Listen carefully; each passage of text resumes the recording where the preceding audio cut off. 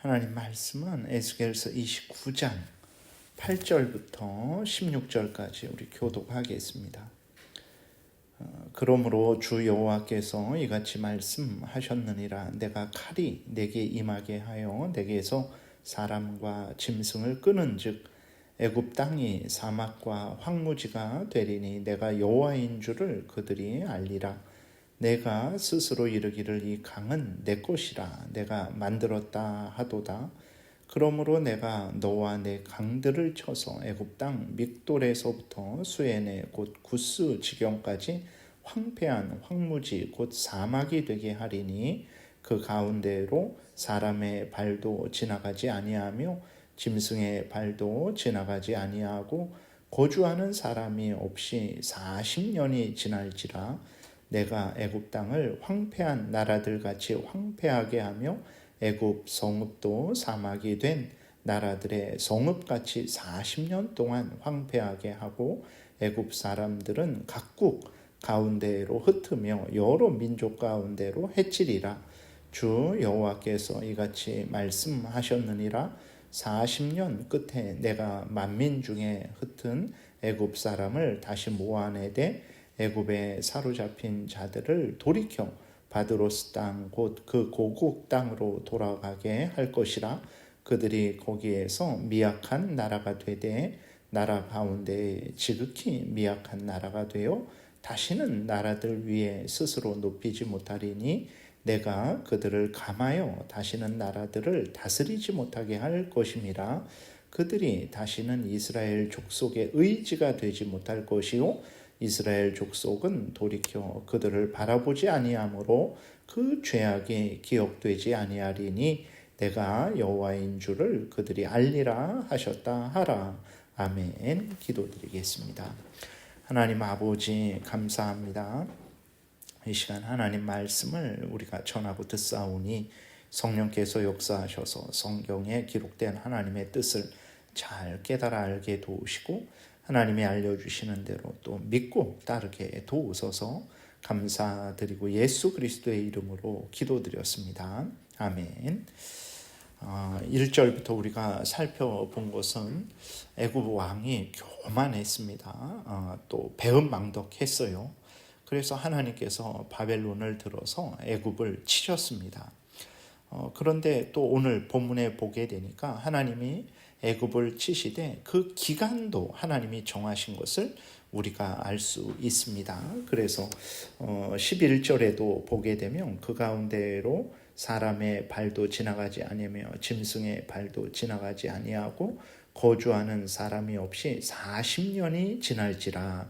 12절도 내가 애굽 땅을 황폐한 나라들 같이 황폐하게 하며 애굽 성읍도 사막이 된 나라들의 성읍같이 40년 동안 황폐하게 하고 애굽 사람들은 각국 가운데로 흩으며 여러 민족 가운데로 해치리라. 이렇게 하나님이 말씀을 하고 있어요. 그래서 하나님이 그 애굽이 이제 그 황폐하게 되는데 그 기간은 40년이 될 것이다 라고 하나님이 정하신 것을 우리가 보게 됩니다. 그리고 또 이제 40년이 끝나면 하나님이 애굽 사람들을 다시 모이게 하시는데 그 이전과는 다르게 이전의 영광은 다시는 누리지 못하고 애굽을 약하게 만들겠다. 하나님이 이렇게 말씀을 하세요.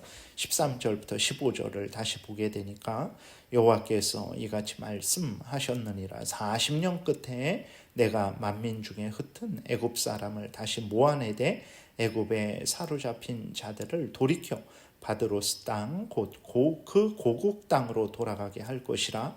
그들이 거기에서 미약한 나라가 되되 나라 가운데에 지극히 미약한 나라가 되어 다시는 나라들 위에 스스로 높이지 못하리니 내가 그들을 감하여 다시는 나라들을 다스리지 못하게 할 것임이라. 이렇게 기록이 되어 있어요. 하나님께서 오늘 본문을 통해서 이제 모든 나라의 흥망성쇠가 하나님의 손에 있음을 분명히 선언하고 계신 것을 우리가 확인할 수 있어요. 어떤 나라가 승리한 나라가 되는지, 어떤 나라가 패망한 나라가 되는지 그 근원이 누구로부터 나오고 있습니까? 살아계신 하나님으로부터 나오고 있다라는 것을 우리가 분명히 믿어야 됩니다. 오늘도 어떤 나라가 부강한 나라가 되고 어떤 나라가 쇠약한 나라가 되는데 우연히 일어나는 일이 아닙니다. 하나님의 손에 의해서 되어지는 일이라는 것을 우리가 분명히 믿어야 되겠습니다. 그러면 하나님께서 어떤 나라를 흥하게 하고 어떤 나라를 망하게 하는데 아무 기준 없이 그냥 하나님 마음대로, 오늘은 뭐 기분이 좋으면 이쪽 나라, 오늘은 기분이 좀 안 좋으시면 뭐 흥하게 했던 나라를 망하게 하시고 저쪽 나라를 또 흥하게 하시냐? 절대 그러지 않으시죠. 하나님은 변함없는 분이고 하나님은 공의의 하나님이십니다. 그럼 하나님이 그렇게 하시는 기준이 뭐냐? 하나님의 뜻에 의한 건데 그 하나님의 뜻은 어떻게 행하십니까? 그것은 이제 우리가 애굽의 멸망의 원인이 무엇이었습니까? 말씀드린 대로 애굽 왕과 백성들의 교만이었고 배은망덕이었죠. 그리고 이스라엘을 유혹해서 하나님을 거역하게 한 죄 때문에 하나님께서 이 재앙을 내리신다라는 것을 우리가 살펴봤어요.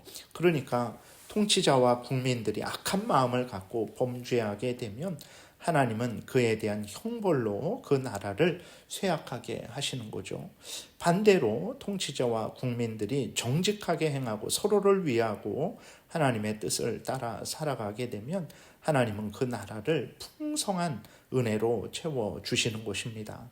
오늘 이것을 우리 그리스도인들이 아주 분명히 깨달아야 됩니다. 그래서 대한민국의 흥망성쇠가 하나님께 있다라는 것, 우리가 하나님을 경외하고 하나님의 뜻대로 살아가는 그것에 있다라는 것을 우리가 분명히 인식하고 하나님을 전적으로 믿고 의지해야 됩니다.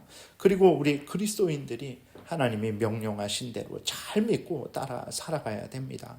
하나님이 불러주신 자리에서 맡겨주신 일들을 교회에서 또 가정에서 직장에서 국민으로서의 그 일들, 그 불러주신 그 자리에서 맡겨주신 일들을 잘 감당하는 것, 이것이 대한민국이 복되게 되는 유일한 길이라는 것을 우리가 분명히 명심을 해야 되는 것입니다. 그래서 그리스도인들이 신앙생활을 잘해야 되는 것이죠. 두 번째로는 하나님께서 이렇게 애굽을 황폐하고 미약하게 만드신 이유는 무엇입니까? 첫 번째는 애굽의 교만함, 배은망덕, 애굽의 범죄, 이스라엘을 타락하게 하고 하나님을 거역하게 만든 범죄 때문이고, 두 번째로는 이스라엘을 위해서 그렇습니다. 그러니까 애굽의 범죄했기 때문에 애굽을 형벌하신 것이고, 두 번째로는 이스라엘을 이제 하나님이 보호하시기 위해서 그런 거죠. 다시 말해서 말씀드린 대로 애굽의 범죄는 이스라엘을 유혹한 거죠. 하나님과 멀어지게 했습니다. 하나님을 의지하지 못하게 하고 자신을 의지하게 한 거죠. 이러한 범죄를 저질렀어요. 그래서 하나님께서 이스라엘을 유혹하는 애굽을 황폐케 하시고 미약하게 만드셔서 이스라엘로 하여금, 하나님의 백성이 이스라엘로 하여금 다시는 애굽을 의지하지 못하게 하시려고, 오직 하나님만 의지하게 하시려고 하나님이 이스라엘의 걸림돌인 애굽을 제거하신 것입니다.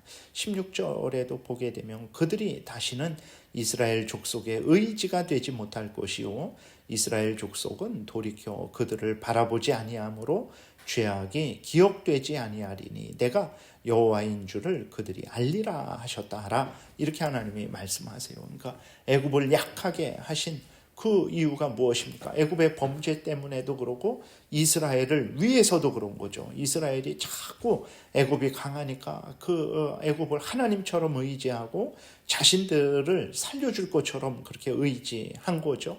그러니까 애굽을 약하게 하신 거예요. 그러니까 이스라엘이 약한 애굽을 의지하지 않게 되는 거죠.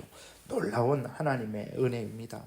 이러한 하나님의 은혜의 역사는 오늘날도 계속된다라는 것을 우리가 분명히 믿어야 됩니다. 그래서 하나님의 섭리하심을 잘 깨달아 알아야 돼요. 하나님의 백성이 하나님 외에 다른 것을 더 사랑하고 더 의지하게 된다면, 그것 때문에 하나님 말씀을 따르지 않고 범죄하게 된다면 하나님은 어떻게 하십니까? 하나님의 백성들을 징계하시죠. 그리고 하나님의 백성들이 의지한 그것들을 하나님이 제거하십니다. 돈을 의지한 자들에게는 돈을 제거하시죠. 사람을 의지한 자들에게는 사람을 제거하십니다. 이제 그것이 또 명예나 부귀 권세나 쾌락이나 무엇이든 하나님보다 더 사랑하고 더 의지하고 더 소중히 여긴 것을 하나님이 제거하셔서 하나님의 백성들로 하여금 오직 하나님만 바라보게 하시는 거죠. 우리의 삶 속에서 우리가 붙들고 있는 무엇이, 소중히 여기는 무엇이 사라지고 있습니까? 놀라지 마시고 절망하지 마십시오. 왜 그렇습니까? 우리로 하나님만 의지하게 하시려는 것임을 분명히 깨달아 하시고, 하나님 외에 다른 것을 하나님처럼 믿고 의지하면 안 됩니다.